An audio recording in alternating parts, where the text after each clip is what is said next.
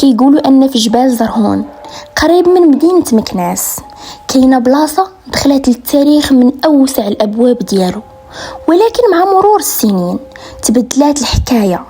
الناس كيشوفوها زاويه للذكر والعباده، وناس اخرين كيربطوها بالسحر والشعوذه، وناس كيتناقلوا عليها قصص ديال الجن، ودخلوا حتى في القصه للعيشه البحريه، وحتى اشاعات خلت سميتها معروفه خارج المغرب وداخله. ولكن شكون كان سيدي علي بن حمدوش في الحقيقه ديالو، وكيفاش تحول الاسم ديالو من شيخ صوفي لواحد من اكثر الاسماء اثاره للجدل في المغرب؟ اليوم غادي نرجعوا لأكثر من 30 قرن اللور، ونقلبوا الصفحات ديال التاريخ باش نفرقوا بين الحقيقه والاسطوره. وقبل ما نبداو الفيديو ما تنساوش ديروا لايك وتشتركوا في القناه الا كان كيعجبكم هذا النوع ديال المحتوى، وما تنساونيش من شي كومونتير باش نعرف واش عجبكم الفيديو ولا لا. قبل ما نهضروا على الضريح خاصنا نرجعوا للزمان اللي عاش فيه سيدي علي بن حمدوش. المؤرخون ما عرفوش بالتحديد فين ولا فاش تزاد، ولكن اغلب الروايات كتجمع انه كان طالب للعلم وعنده شغف كبير بالفقه والتصوف. في ذاك الوقت المغرب كان عامر بالزوايا والعلماء، وكان اي واحد باغي يتعلم كيقطع مئات الكيلومترات على رجليه باش يجلس بين يدي الشيوخ.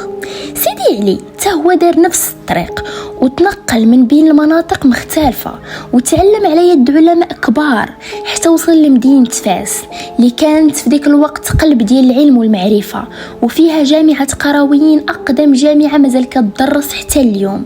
تم قضى سنوات كيطلب العلم وكيحفظ القرآن وكيغوص في علوم الدين والتصوف. الروايات كتقول أن الناس فاس عرفوه بالتقوى والتواضع، وكان بعيد على الشهرة والجاه، ومع مرور الوقت حس أن خاصو يختار بلاصة هادئة يقدر يتفرغ فيها للعبادة ديال الله وتعليم ديال الناس. فشد الرحال لنواحي مدينة مكناس، ودوك النواحي اللي هو جبل زرهون كما قلنا.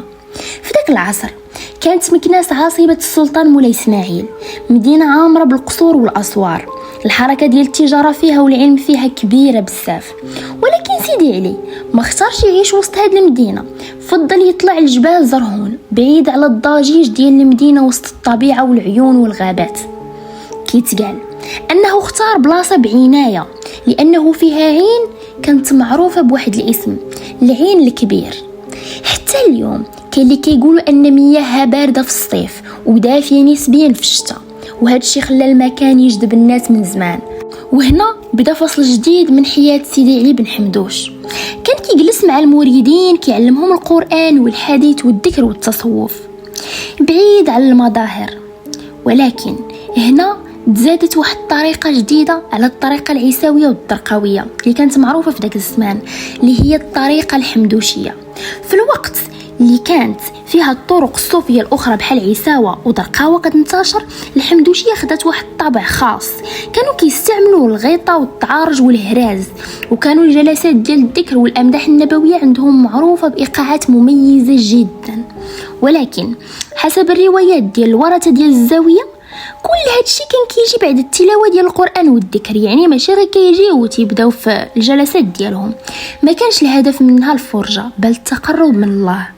من مور سنين دازو ما بقاتش الطريقة محروسة في جبل زرهون، المريدون بداو كيسافروا وكل واحد كيأسس زاوية في مدينة أخرى، وهكذا ولات الزاوية الحمدوشية موجودة في بزاف ديال المدن المغربية بحال طنجة، أصيلة، العرايش، تطوان والرباط، وسلا وفاس وجديدة وأزمور ومراكش ومدن أخرى ما مذكوراش. الزاوية ما كانتش غير مكان للذكر، بل كانت مدرسة فيها تحفيظ القرآن وتعليم السنة واستقبال الطلبة والمسافرون، وحتى الضيافة كانت جزء من التقاليد ديال هاد الزاوية. الأسر ديال المنطقة كانت كتفتح ديورها للطوائف اللي كيجيو للموسم وكيوكلوهم ويبيتوهم بلا مقابل، لأن الخدمة كانت كتعتبر صدقة وقرب الله.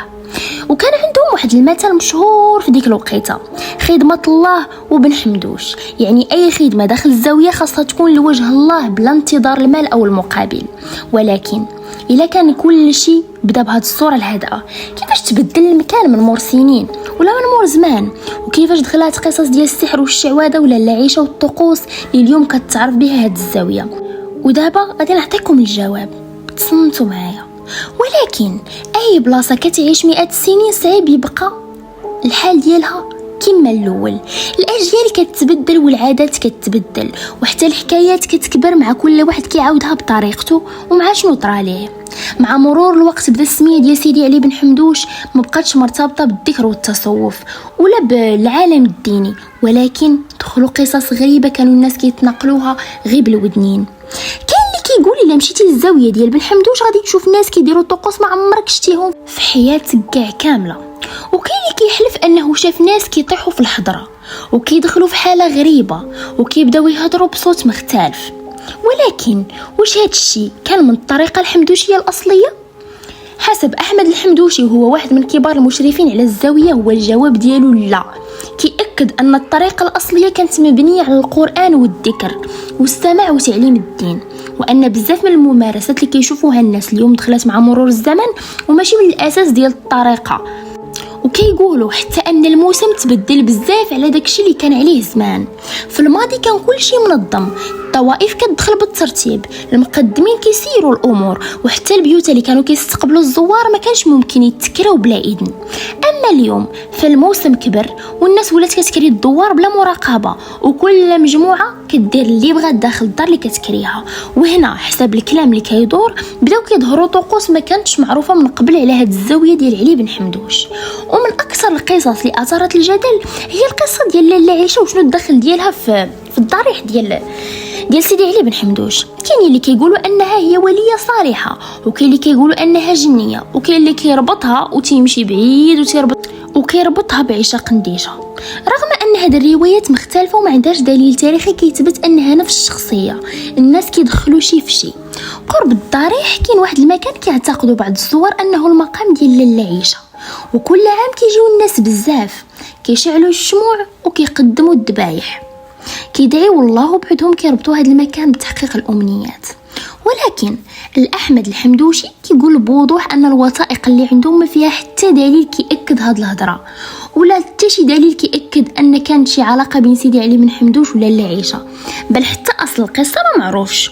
وكيزيد يشرح واحد الفكره مثيره، كيقول تخيلوا معايا 100 شخص جاو كيطلبوا شي حاجه، يمكن 5 منهم من بعد مده غتحقق لهم الامنيه بقدر ديال الله. هذه حاجه باينه. هاد ال5 غادي يرجعوا لديورهم وغادي يحكيو للناس اللي كيعرفوهم ان الزياره هي اللي كانت السبب في ان داكشي اللي هما تمناو يتحقق لهم. يعني في حال الا كينسبوا داكشي اللي تحقق لهم ماشي بيد الله، بيد ديك البلاصه اللي هما مشاو ليها، الشرك. ومن بعد هاد القصه كتنتشر، كل واحد كيزيد فيها كلمه حتى كتولي اسطوره، وهكذا من بعد سنين كيولي المكان مشهور اكثر بالقصص على داكشي اللي كيدور عليه، اكثر من التاريخ الحقيقي ديالو والحقيقه اللي هي بصح ديالو. من جهه اخرى كاين تفسير اخر كيطلقوه بعض الباحثين، كيقولوا ان الحضره والسماع الايقاعات القوي تقدر تخلي بعض المشاركين يعيشوا واحد الحاله نفسيه خاصه، خصوصا الا كان الانسان جاي مهموم ومضغوط، يعني عايش في واحد الهم كبير. حتى بعض الاطباء النفسيين اللي ناقشوا مع المشرفين على الزاويه طرحوا احتمال ان بعض الحركات والانفعالات اللي كيشوفوها في الطقوس ممكن تكون ناتجه على تاثير نفسي وجماعي، ماشي بالضروري سحر وشعوذه ولا داك الطيحان، ولا مهم ماشي بالضروره تكون شي قوه خارقه. مهم وزيد على هذا الشيء كاع كامل، المنطقه نفسها معروفه بالهواء النقي والطبيعه الجبليه، وكان كاين ناس كيجيو من مدن ساحليه اللي كانت فيها الرطوبه وكيبقاو ايام طويله في جبل زرهون وكيحسوا بالراحه، وبعضهم كان كيربطها التحسن بالبلاصه. وبينما ممكن يكون السبب ببساطة هو تبدل الجو والراحة النفسية. ولكن إذا كانت القصة ديال لاله عائشة مجرد معتقدات شعبية، فمنين خرجت السمعة اللي خلت الناس بزاف كيربطوها بسيدي علي بن حمدوش وبالسحر والشعوذة؟ وكيفاش وصل الأمر حتى ولا اسم الزاوية معروف خارج المغرب بهذه الصورة؟ والأحداث اللي وقعت في العقود الأخيرة هي اللي غادي تبدل كل شيء.